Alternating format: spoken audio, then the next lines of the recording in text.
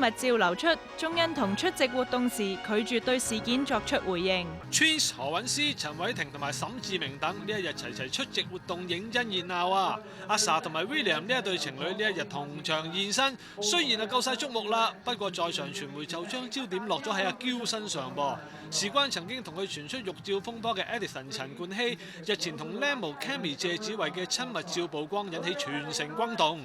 不過對於呢一件事，阿嬌似乎就唔想多作回應啦。Edison 咧同埋嗰個 Lemo Cammy 咧嘅新聞，其實你有冇睇到啊？其實我冇回應咯，係啊，我好早已經講咗佢任何嘅事，我都唔會再回應㗎啦，唔關我哋事，係咪啊？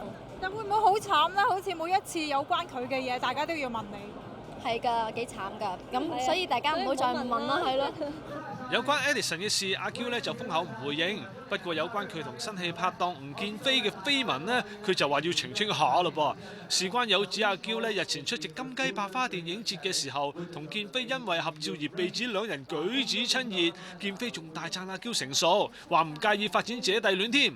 聽到建飛咁講，阿嬌嘅反應就好大啦。佢唔介意，但係我介意啊！你一定要大過你嘅男朋友？唔係啊，未必，但係佢太細個啦，會唔會啊？幾多年啊？唔記得85定86年咁樣啊！哦，太細個。會太細個啊？係咯。咁有冇新男朋友啊？快啲！如果宣佈咗，大家咪唔使成日估咯。冇啊，即係我覺得真係要靠緣分咯，係啊，唔係嗰啲霧水情緣喎，嗯。咁阿 Sa 咧，頭先記者朋友都要報翻呢個啫，有冇同阿 William 影下相咁嘅？我哋淨係影合照，唔影肉照嘅。講完，好清楚。OK。